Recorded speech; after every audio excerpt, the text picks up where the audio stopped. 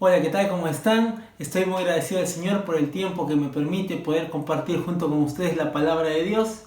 Y es lindo poder juntos abrir esta palabra que Dios nos ha dado. Así que vamos a abrir nuestras Biblias en el libro de Nahum. Nahum capítulo 1.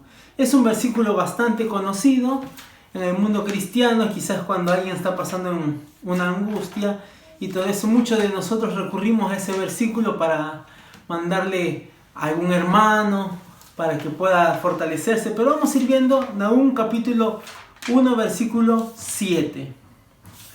Pero antes que eso, vamos a ir explicando un poco el contexto del libro de Nahum. El libro de Nahum fue escrito más o menos entre los años 670, 660 más o menos, hasta el 612.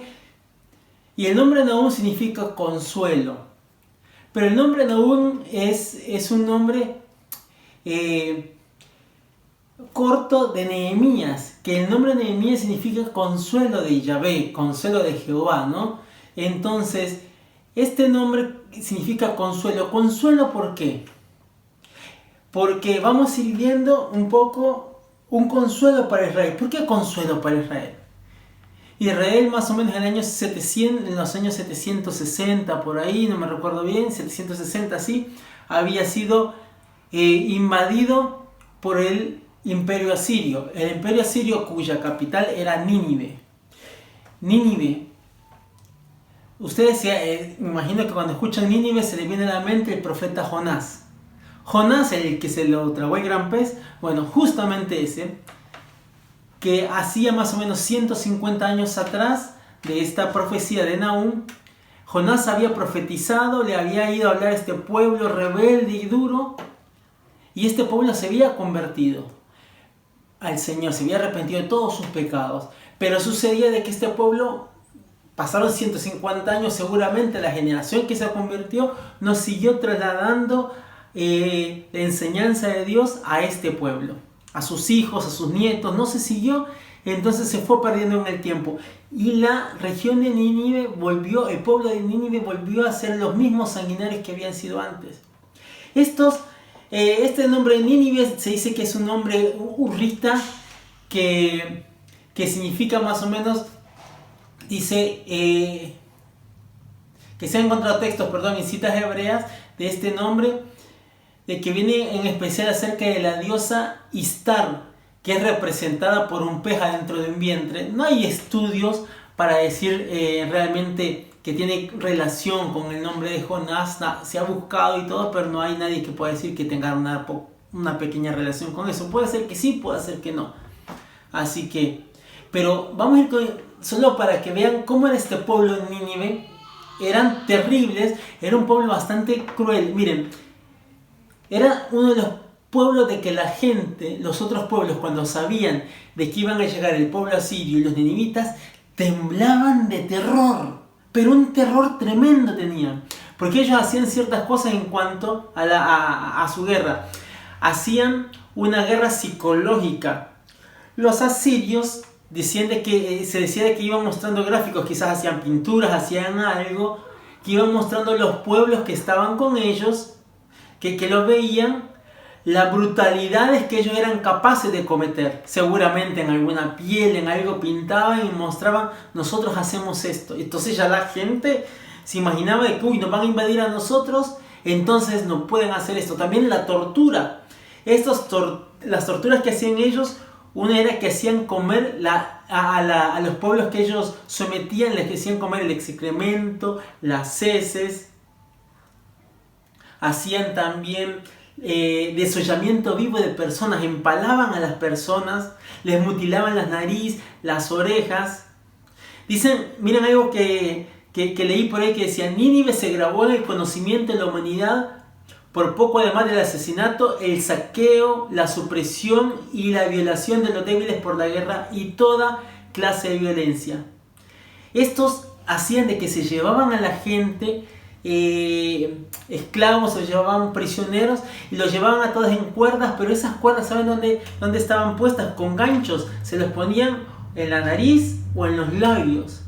Los reyes de Nínive hacían que cegaban a la gente que llevaban a punta de lanza. Eran desollados vivos. Era el corazón de la gran máquina militar que despedazaba cualquier pueblo. Ellos hacían anulación completa del adversario.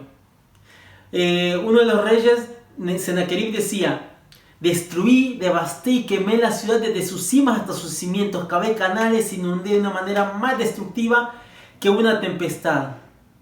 En los días venideros ni los dioses de su ciudad podían ser recordados. Imagínense cómo eran ellos de crueles, de malos.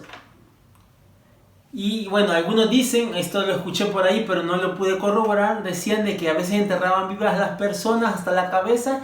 ¿Para qué? Para que llegaran los buitres, los animales y los consumieran de la cara. Eso lo escuché, nunca lo vi en lo que investigué. Tenían armas avanzadas y todo. Entonces vamos viendo cómo ellos fueron creciendo en su ejército y fueron llegando hasta Egipto. Se hicieron una nación grande y poderosa los asirios. Pero ¿saben qué?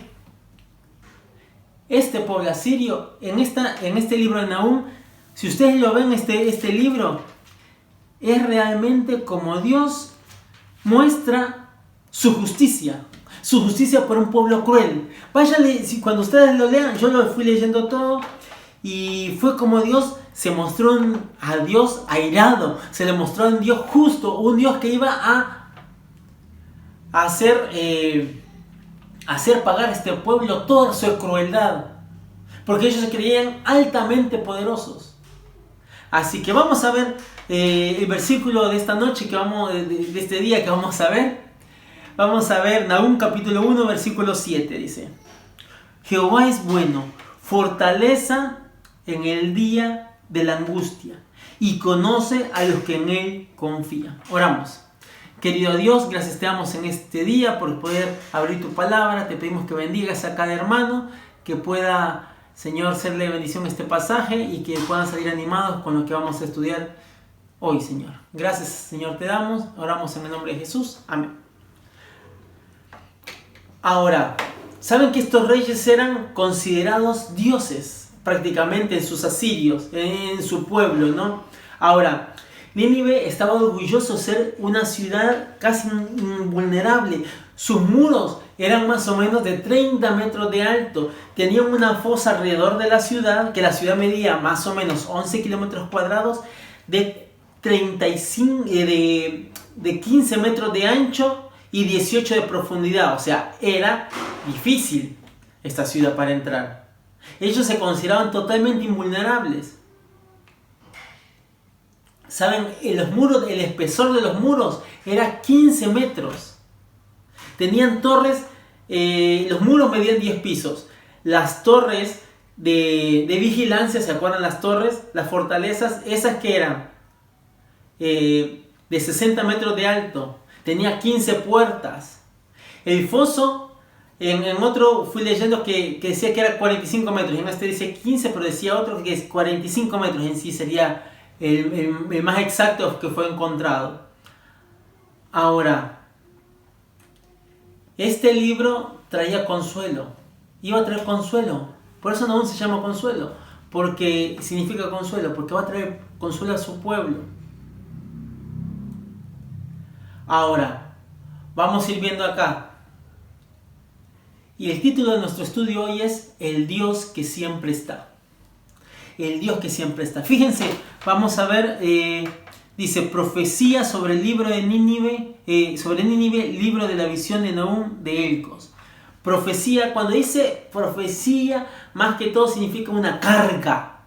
Es una carga. Imagínense lo pesado que iba a ser este libro, lo duro que iba a ser. Ustedes cuando lo lean van a ver lo duro que iba a ser, porque iba a ser una carga terrible cuando iban a escuchar los ninivitas esto. Ahora, dice, Jehová, versículo, Jehová es celoso y vengador. Ven, Jehová es celoso y vengador. Ustedes ninivitas que se creían todopoderosos, se van a enfrentar a Jehová. Jehová es celoso y vengador.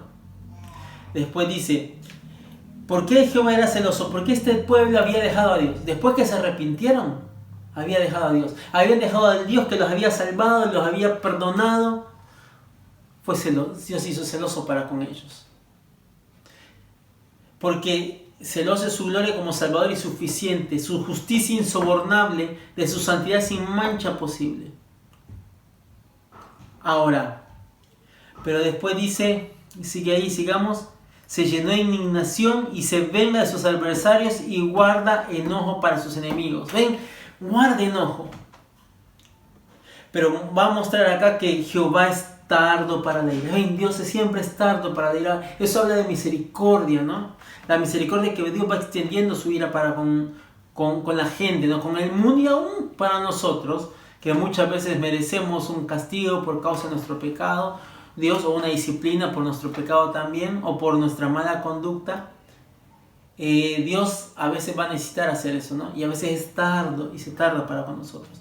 Pero a pesar que Dios se muestra, que Dios es un Jehová duro, celoso, vayan viendo ahí cómo sigue, ¿no? Después dice, los montes tiemblan delante de él, versículo 5.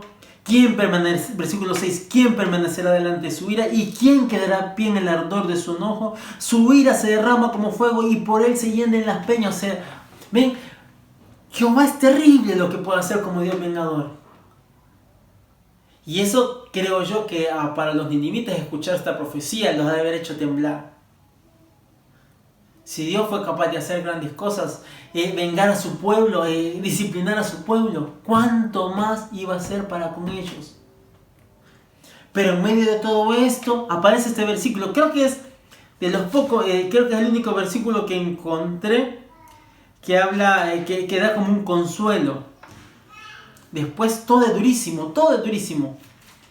Es más, fíjense como dice acá el versículo 19, 3:19, no hay medicina para tu quebradura, tu herida es incurable, todos los que oigan tu fama batirán las manos sobre ti, porque ¿quién no pasó continuamente tu maldad? ¿Ves?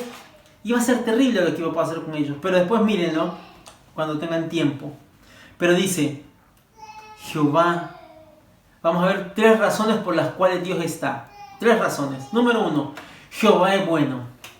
Jehová es bueno. Cuando hablamos de que Jehová es bueno, la Biblia nos dice que Dios es bueno para con todos. En Salmos 145:9, Salmos 145:9, dice lo siguiente. Se los leo rápido. Dice, bueno es Jehová para con todos, y sus misericordias sobre todas sus obras. Bueno es Jehová para con todos. Dios es bueno para con todos. Dice, y sus misericordias sobre todas sus obras. Siempre va a ser bueno. La bondad de Dios está estrechamente ligada a su amor. Es la perfección de su ser que caracteriza su naturaleza. Es la fuente de todo aquello que en el universo es bueno. Dios es todo lo que tiene el universo bueno, es de parte de Dios. Está estrechamente ligado a su amor. Dios siempre quiere nuestro bienestar. No necesariamente va a dar ausencia de pruebas. A veces pensamos, un Dios bueno no nos va a hacer pasar por algo malo. No, un Dios bueno nos puede hacer pasar por un momento de prueba. Muchas veces llegar al bienestar pleno en nuestra vida puede ser necesario que pasemos por pruebas. Pero no por eso Dios debe ser bueno. Cuando hablamos de que Jehová es bueno, habla de benevolencia. ¿Qué habla de esto? Un amor activo, fiel, constante, que nos inclina a hacer bien a todos. ¿Qué es lo que habla de esto? Es el bien en todo su sentido de parte de Dios, pues comprende todas las criaturas y se asegura el bienestar de ellas, como hablamos anteriormente. Entonces es un amor activo, la bondad de Dios, constante. Dios quiere nuestro bienestar. Nuestro bienestar, no, como ya hablamos, no significa que no vamos a pasar por pruebas, pero Dios quiere que siempre estemos bien. Ahora, tenemos que ser agradecidos de su bondad para con nosotros, en el día a día, ya que nada de lo que tenemos ha sido ganado por mérito propio. Habla de gracia eso también, ¿no? Porque todo procede de Él. Fíjense, estamos en un tiempo difícil ahora, en un tiempo muy difícil, y nosotros tenemos que ser agradecidos porque Jehová ha sido bueno con nuestra salud. Quizás muchos de nosotros alguno puede estar pasando por un problema de salud, pero no está en un hospital sabiendo que quizás no vuelve a su casa con un respirador. Jehová es bueno En medio de un tiempo de enfermedad, estamos bien. Nuestra comida, tenemos nuestra comida por la gracia de Dios. Quizás alguno está con un poco de escasez económica, puede ser.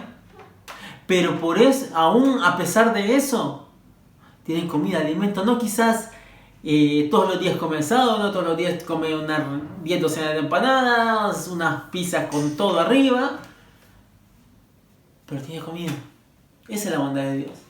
Nuestra familia, aún en el tiempo de soledad y confinamiento, estamos con nuestra familia, que a veces nos cansamos, que nos agotamos de estar encerrados todo el día. Es común y normal que a veces los chicos están todo el día recontra hiperactivos y nos sacan el jugo, pero gracias a Dios estamos con nuestra familia, a los que tenemos hijos chiquitos. A los que ya son más grandes, bueno, quizás alguno está solo y cuesta estar solo. Sépanlo. Tenemos nuestra iglesia, que a pesar de que no nos podemos juntar, aunque sea por internet, podemos ver algo de la gente de la iglesia. Qué lindo es saber que nos podemos juntar así. Recuerden que el cuerpo de Cristo no es necesario que estemos todos sentados en el mismo lugar, pero sí estamos juntos en espíritu. Gracias a Dios que tenemos este medio en esta época. Si hubiera sido hace 30 años atrás, ¿cómo hubiera sido? Quizás por llamada telefónica, pero no se podía hacer una llamada telefónica así, poner así el auricular, no sé, los que somos viejos sabríamos alguna técnica para hacerla. Pero no hubiese sido fácil hace 30 años atrás. Extrañamos a nuestros hermanos, obviamente. Benevolencia, nuestros hermanos también en la fe. En este tiempo, hermano, sea un tiempo de que disfruta la bondad de Dios. Tiene hermanos en la fe, comuníquese con ellos. Hay hermanas o hermanos que viven solos, escríbales, llámeles, muestra la benevolencia de Dios para con ellos. Ahora valoramos más un abrazo, ¿no? Pero también la bondad de Dios habla de beneficencia. Esto es el bien o favor que hace a las criaturas Dios en su tiempo. Habla de la gracia, ¿no? Primero vimos de la bondad que hace Dios y la misericordia también. Pero en este sí hablamos específicamente de gracia. Dios es la fuente de todas las bendiciones de todas las criaturas. Santiago 1:17, versículo conocidísimo. Santiago capítulo 1, versículo 17.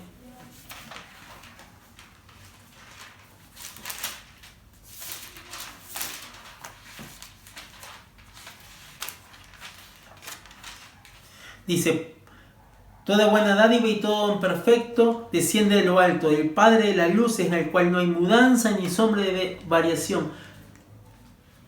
El más alto bien de todas las criaturas, el objetivo adecuado de los que todos se esfuerzan por la verdadera bondad, proviene de Dios. Tengo beneficencia para los que están en necesidad. Sabemos que todo viene de Dios para con nosotros. Sí, lo conocemos, reconocemos bendiciones, reconocemos que tenemos todo lo que necesitamos. Ahora, hay gente que está necesitando la beneficencia de Dios. Y quizás la única manera que la va a poder llegar a disfrutar es a través suyo, a través mío. Compartiendo un poco de lo que compraste en el supermercado. Un poco, no te estoy diciendo que le des la mitad, un poco aunque sea. Sabes de que hay una familia en necesidad y mira, no sé, compré 4 paquetes de fideos, llévamele uno aunque sea. Mira, compré 2 kilos de carne, aunque sea medio kilo pasarle. Algo, empezar y manifestar. Recuerden, por más trabajo que tengamos en la gracia de Dios, por más familia sana que tengamos en la gracia de Dios, por más paz que tengamos hoy en la gracia de Dios, por más seguridad que tengamos en la gracia de Dios. Habla de misericordia también esto de que Jehová es bueno. Es la bondad de Dios ejercida a favor de sus criaturas. Es la profunda compasión por sus criaturas.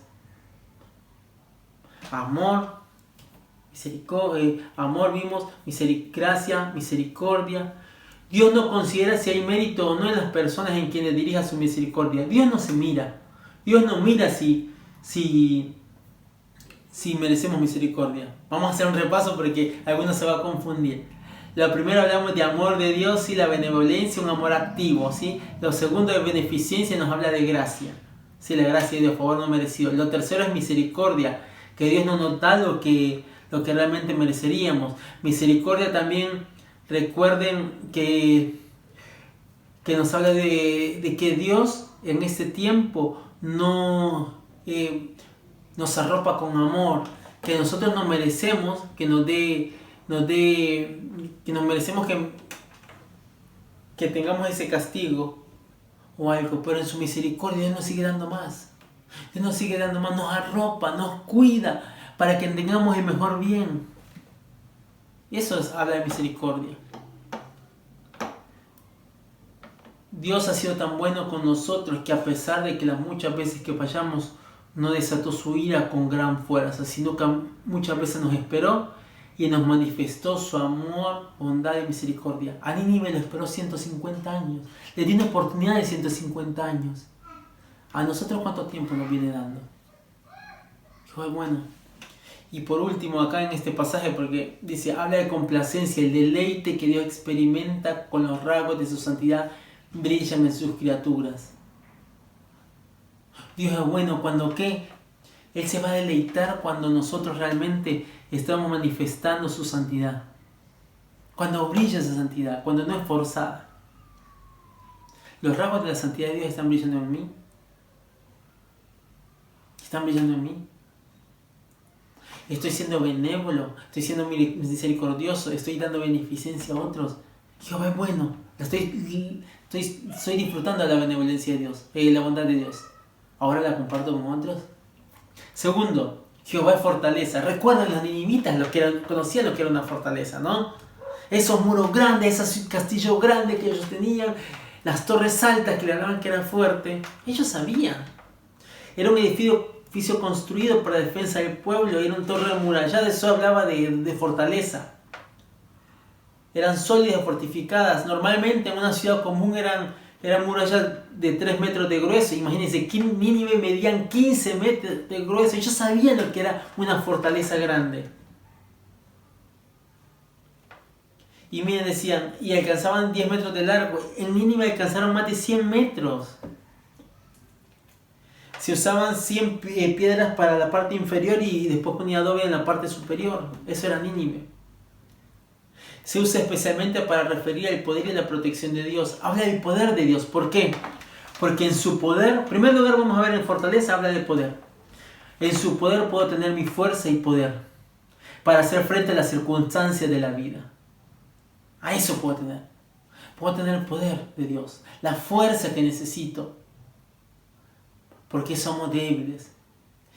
En Salmos 26:4 dice, en Él está la fortaleza de los siglos, de todas las edades, ahí está. Siempre estaba la fortaleza. Todo el mundo que realmente se acercó a Dios, ahí puedo tener la fortaleza. Allí siempre está su poder que nunca se acaba. El Todopoderoso en el cual no puedo sentirme débil, no porque la fuerza proceda de mí, sino que procede de Él. Por eso me puedo sentir bien. Por eso puedo tener fuerza. Cuando estoy agotado, ¿qué dice? En Él me puedo refugiar. En Él me puedo refugiar. ¿Se acuerdan lo que dice Isaías 40:31? Un versículo conocidísimo. Dice, bueno, del 29 dice, Él da fuerza al cansado y multiplica las fuerzas que no tiene ningunas. Creo que alguna vez hablamos de este pasaje allá en la iglesia. Y si no, se los hago pensar. Recuerden, Dios es el único que multiplica por 0. Nosotros sabemos que 1 por 0 es 0, 7 por 0 es 0, 9 por 0 es 0. 9 multiplicado por 0, siempre cualquier número multiplicado por 0 sale 0. Pero Dios es el único que da fuerzas a quien no tiene nada. Y dice, los que esperan en Jehová tendrán nuevas fuerzas. Vamos a tener nuevas fuerzas si esperamos en Dios. Si esperamos en Dios. Es el único que me puede dar fuerza. El salmista se sentía débil. Si ustedes ven en Salmo 22:19, dice ahí, Mas tú, Jehová, no te alejes, fortaleza mía, apresúrate a socorrerme. Él decía, Señor, ayúdame, estoy débil. Tú eres mi única fortaleza, socórreme. El omnipresente ve nuestra debilidad, pero está esperando que le busquemos. Nos refugiamos en Él en busca de poder, fortaleza para nuestra vida. Pensemos, mi fortaleza espiritual, ¿en qué se basa? ¿En nuestro conocimiento? ¿En nuestro tiempo en mí o en Dios? en el tiempo de la iglesia, en nuestro testimonio, en nuestros recursos, que me siento seguro, en nuestros conocidos o plenamente en Dios. Vamos a pasar momentos ¿de qué? De angustia. De angustia. Pero sabemos que podemos correr a recurrir al poder de Dios. Pero también habla de protección. Salmo 18, 1 y 2 dice: Te amo, Jehová, fortaleza mía, roca mía, castillo mío, mi libertador. Ven que ahí está usando el salmista fortaleza mía. La roca mía, las rocas detenían las fortalezas. Un castillo mío, el castillo que estaba adentro, que también era algo fuerte. Mi libertador, Dios mío, fortaleza mía, en Él confiaré, mi escudo. Fortaleza, roca, todo eso habla, ¿no? Con su poder, Él me fortalece a mí. Con su protección, Él va delante de mí. Recuerden, el pueblo de Israel, ¿qué hacía cuando salió? Iban detrás del arca. No iban adelante del arca. Siempre Dios era el que guiaba. Recuerden, Dios es el que nos debe guiar. Porque Él nos va a proteger y nos va a cuidar. Porque cuando Él me guía, yo voy a escuchar su voz a través de su palabra para que Él me guíe. Dios es la roca en que me sostengo. Dios siempre me va a defender siempre que mi causa sea justa. O me va a ayudar a pasar ese momento. Dios va a defender mi causa. Salmos 34, 4 al 7. Yo después les voy a poner las citas ahí para que las puedan ir viendo y después las puedan repasar. Total, el video queda grabado. Dice: Busqué a Jehová y Él me oyó y me libró de todos mis temores. Dice, me libró de mis temores. No dice me sacó mis temores. No dice que me libró de mis problemas. Podés tener problemas, pero vas a tener... Dios quiere que en medio de esos problemas saques el temor y pongas la confianza en Él, sabiendo que el Dios soberano está en control. Los que Él miraron fueron alumbrados y sus rostros no fueron avergonzados. Me gusta esto cuando dice... alumbrados, significa ser radiantes, estar alegre, iluminados. ¿Saben qué pasaba en aquella época? Las lluvias en las zonas montañosas, ¿qué hacían? Provocaban que los ríos se inundaran y se hincharan y el agua saliera a los bordes y se inundara todo ese lugar. Y la única agua que vería esa tierra era esa que se inundaba. Y en la producción de los cultivos, después de la temporada de inundaciones, ¿qué sucedía? La tierra era arada y mediante el uso del arado, la superficie del arado, después que había pasado toda la inundación, estaba seca. Pero cuando se levantaba esa tierra, brillaba el sol del agua que quedaba en ese suelo. Abajo de todo eso se veía el agua que brillaba. Y eso significa, ¿no?, que a veces Dios nos va a hacer pasar por una inundación y que bajo todo eso, después que sabemos de eso, va a volver a brillar y va a germinar la semilla. Pero a veces no nos gusta la inundación. Cuando habla de eso, ¿no? Me quitará mis temores. Habla todo eso. Esa es toda la ilustración de este versículo. Sus rostros no fueron avergonzados, no fueron confundidos, no se fueron desilusionados. Dios no te desilusiona a pesar de tus problemas y tu angustia. Cuando habla de angustia es ponerse en estrecho, ¿no? En algo difícil. Bueno, no me voy a sentir avergonzado porque Dios está conmigo, porque sé que Él está permitiendo eso. Entonces, Jehová es mi fortaleza en la cual tengo poder y tengo protección. Pero por último, Nahum 1.7, volvamos a Nahum, que ya lo dejamos por ahí. Dice,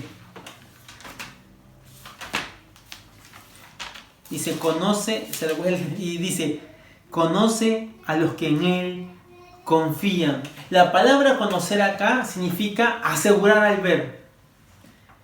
En este sentido figurativo, pero también significa literalmente reconocer como suyo y por lo tanto cuida y protege. Dios nos reconoce que somos suyos. Primero, Dios conoce quiénes somos. Dios no te deja a un lado nada más. Dios te reconoce como suyo. Sabe que sos su hijo. Sabe que sos su propiedad. Sabe que Él te compró por precio. Le perteneces. Dios conoce a ti. Te conoce. Que estás pasando por angustia. Fortalece en medio de la angustia. Dios conoce que estás pasando por angustia, pero conoce a los que en Él confían. A los que en Él confían. Si estás confiando en Dios ahora, Dios te conoce. Dios te conoce. No pensé que Dios te dio la espalda. No, Dios sabe dónde estás y qué te está sucediendo. No es distante una persona que está en angustia. No se avergüenza una persona que está en angustia. Ay, mira, este debilucho está llorando. No, Dios conoce. Dios estuvo con el pueblo de Israel aún cuando estaba siendo oprimido por los ninivitas. Dios conocía la angustia de Israel. Cuando ellos iban esclavos, morían por causa de la crueldad de los ninivitas, de los asirios. Pero Dios no se quedó con oídos tapados. Y a pesar de que ellos estaban en dolor y lejos de Dios y en disciplina de Dios, Él sabía que les iba a rescatar, ¿no? Pero cuando habla también de conoce, cuida y protege. Cuida y protege, nos habla esta palabra conoce, ¿no? De cuidar y proteger. Dios no va a cuidar aún estando en el dolor. Dios nunca es distante en esta época. Quizás estás con poco trabajo, con poco recurso, pero Dios te conoce y te va a proteger. Sabe lo que no te va a faltar. Que quizás vas a comer un poquito menos. Nos va a hacer bien para bajar un poquito de peso algunos, ¿no? Pero Dios conoce a vos que confías en Él. Pero dice, a los que en Él confían, a los que tienen a Dios como lugar de apoyo. Fíjense, si ustedes después miren en su casa a Israel, Oseas 13:5, que dice que a ellos los conoció en el desierto. En el momento de mayor angustia los conoció mejor, fue viéndolos mejor. Dios también en el momento de mayor angustia te conoce. No siempre vas a conocer más a Dios en el mejor lugar. En el lugar de comodidad. Lo vas a disfrutar más y lo vas a ver más en el momento de dolor, en el momento de prueba, como nos está pasando en nuestro mundo. Dios conoce a los que se refugian en Él en medio del desierto. 2 Timoteo 2:19 dice, Él conoce a los que son suyos. Dios te conoce. ¿Estás confiando en Dios?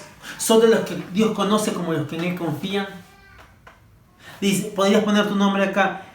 Jehová bueno, fortalece en el día de la angustia y conoce a... Y pone tu nombre, conoce a Néstor, conoce a Sergio, conoce a Flavia, conoce a Vero, conoce a Gastón, conoce a Manuel, conoce a quien sea. A Misael, se me vienen los nombres de muchos de ustedes, José, todo. Conoce a los que en Él confían. Dios conoce, te conoce. En estas épocas te entraron dudas. ¿Por qué? Si sabes que Dios es bueno, si sabes que Dios es fortaleza y que Él está en el momento de angustia. ¿Qué vas a hacer hoy? ¿Vas a confiar en ese Dios soberano o no? ¿En ese Dios todopoderoso o no?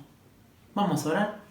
Gracias, Padre, te damos por tu palabra. Gracias, Señor, porque tú eres un Dios bueno en quien podemos confiar y en quien nos podemos aferrar. Gracias, Señor, porque tú nos amas y gracias, Señor, porque estás con nosotros. Oramos en el nombre de Jesús. Amén. Que Dios les bendiga, hermanos. Que tengan un buen día y gracias por el tiempo con la palabra del Señor. Hasta luego.